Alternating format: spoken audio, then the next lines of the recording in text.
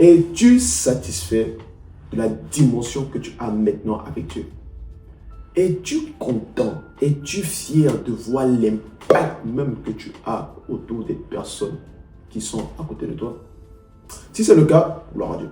Mais si ce n'est pas le cas, que tu as envie de plus, tu as envie de vivre davantage avec Dieu, ça veut dire que tu es la bonne personne et je te conseille de rester connecté parce que je vais te partager une clé qui fait la différence, une clé qui transforme, une clé qui va t'emmener véritablement à vivre Dieu dans ton époque et dans ta génération. Alors, reste connecté.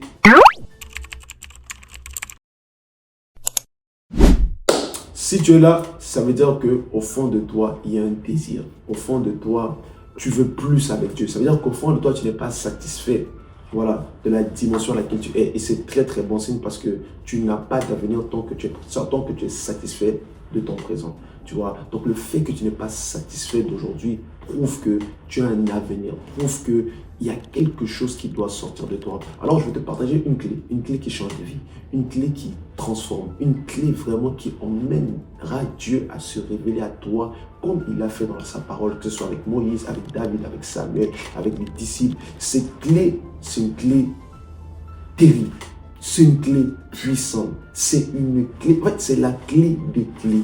Tu me poses la question, Philippe, comment on fait pour impacter ma génération? Philippe, comment on fait pour rencontrer Dieu? Philippe, comment on fait pour gagner des âmes? Philippe, comment on fait pour sauver des âmes? Si tu veux vivre toutes ces dimensions-là, il te faut cette clé. Sans cette clé-là, tu as perdu ton temps.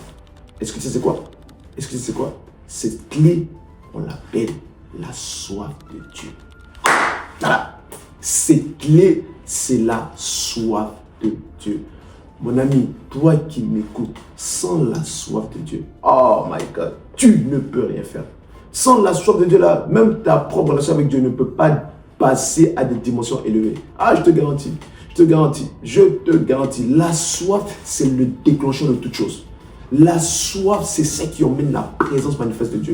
La soif de Dieu, c'est ça qui va t'emmener à le rencontrer.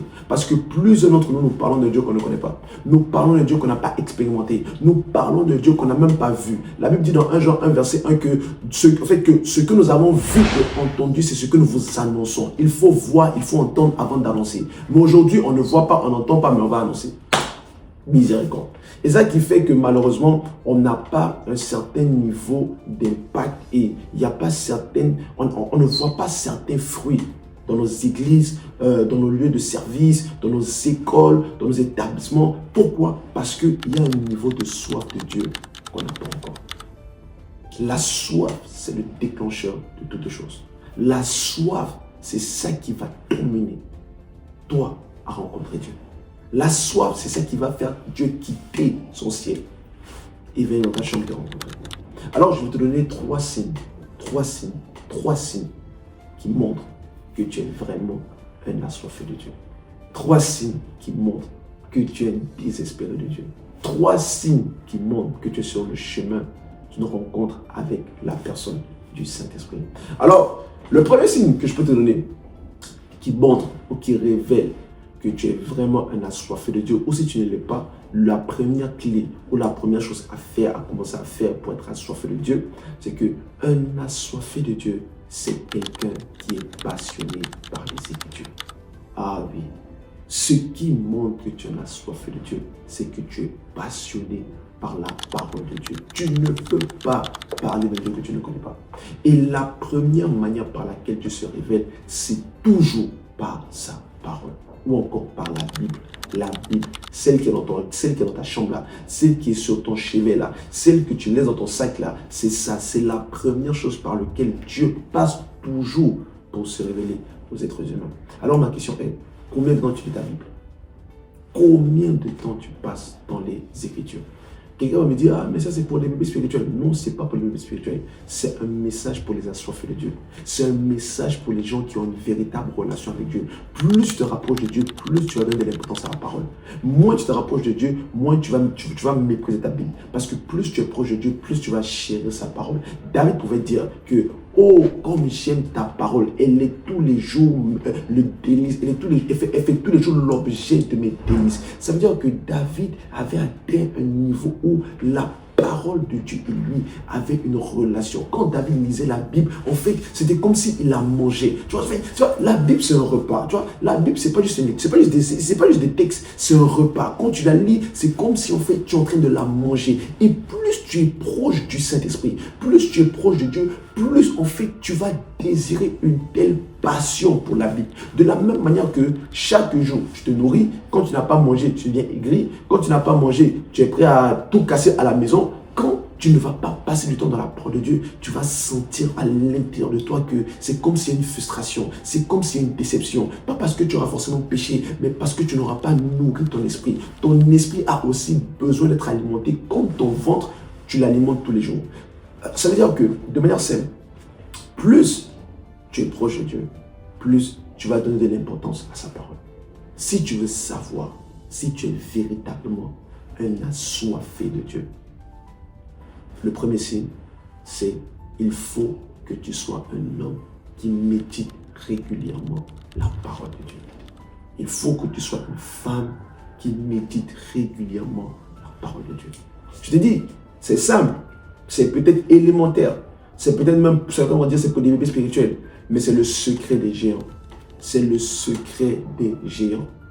Est-ce que tu médites la parole? Est-ce que tu médites la parole? Et si je veux aller plus loin, c'est quand la dernière fois que tu as fait une veille de méditation? C'est quand la dernière fois que tu as passé toute une après-midi à sonder les Écritures? C'est quand la dernière fois où tu as posé plein de questions au Saint-Esprit par rapport à des choses que tu ne comprenais pas dans sa parole? Tu ne peux pas me dire que tu as soif de Dieu si tu n'es pas l'homme de la parole. Tu ne peux pas me dire que tu as soif de Dieu si tu n'es pas quelqu'un qui lit et médite régulièrement la Bible. Il faut passer du temps dans la parole de Dieu. C'est le secret, c'est le commencement, c'est le fondement de toutes choses. Parce que dans la parole de Dieu, la première des choses qui va se passer, c'est que, tu vas rencontrer Dieu. Et quand tu vas rencontrer Dieu, tu vas te rencontrer toi-même. Ah, ouais. Quand tu vas rencontrer Dieu, tu vas te rencontrer toi-même. Tu sais pourquoi tu as peur des fois? Tu sais pourquoi tu as peur des démons? Tu sais pourquoi des fois même tu doutes par rapport à qu'est-ce que tu dois faire dans la vie? C'est parce que tu ne te connais pas. Et tu sais pourquoi tu ne te connais pas? C'est parce que tu ne connais pas celui qui t'a créé.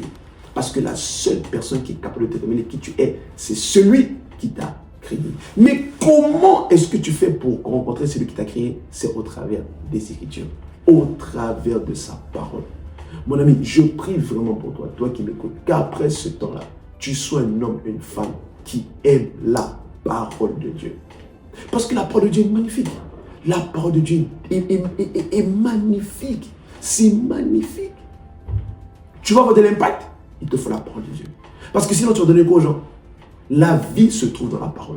La vie de Dieu se trouve dans la parole. Il est écrit qu'au commencement était la parole. La parole était avec Dieu, elle était Dieu. Au commencement, c'est la parole. En elle, il y avait la vie. En elle, il y a la lumière. Les gens ont besoin de lumière, les gens ont besoin de vie. Mais cette vie-là, comment est-ce que tu fais pour la communiquer aux gens? C'est quand toi-même tu la reçois en méditant régulièrement la parole de Dieu. Est-ce que tu es encore là? Est-ce que tu es encore là? C'est ça, la parole. C'est le premier signe qui montre que tu as soif de Dieu. C'est le premier signe qui montre que tu es sur l'autoroute de la rencontre avec Dieu. C'est le premier signe qui montre que tu es en chemin de la manifestation d'une dimension terrible du Saint-Esprit dans ta vie. Il faut la parole. Il faut la parole. Sans la parole, tu ne peux pas te connaître. Sans la parole, tu ne peux pas être un chrétien fort. Sans la parole, tu ne peux pas impacter. Sans la parole, tu ne peux pas parler. Et ce que tu dis arrive, c'est impossible parce qu'il te faut la parole de Dieu. Et je le répète parce que je veux impacter ça dans ton esprit. Je veux que quand tu quittes cette vidéo-là, tu reçois une dose d'amour, une dose de soif, une dose de passion pour la parole de Dieu. Ah oui. Ah oui. Tu sais même pourquoi des fois c'était un problème personnel dans ta vie? C'est pas parce que ça t'est trop fort. C'est parce qu'il y a une dimension de la parole de Dieu que tu n'as pas encore, que tu ne connais pas encore. Il y a une dimension de révélation de la parole de Dieu que tu ne connais pas encore. Jean 8, 71, Jésus dit que si vous demeurez dans ma parole, vous êtes véritablement mes disciples. Donc ce qui montre que tu es un disciple, c'est parce que tu demeures dans la parole. Puis verset 32, il va dire que car vous connaîtrez la vérité et la vérité vous affranchira. En d'autres termes, pour connaître la vérité, il faut demeurer. Si tu ne demeures pas, tu ne pourras pas connaître la vérité. Mais quand tu demeures dans la parole, tu vas connaître la vérité.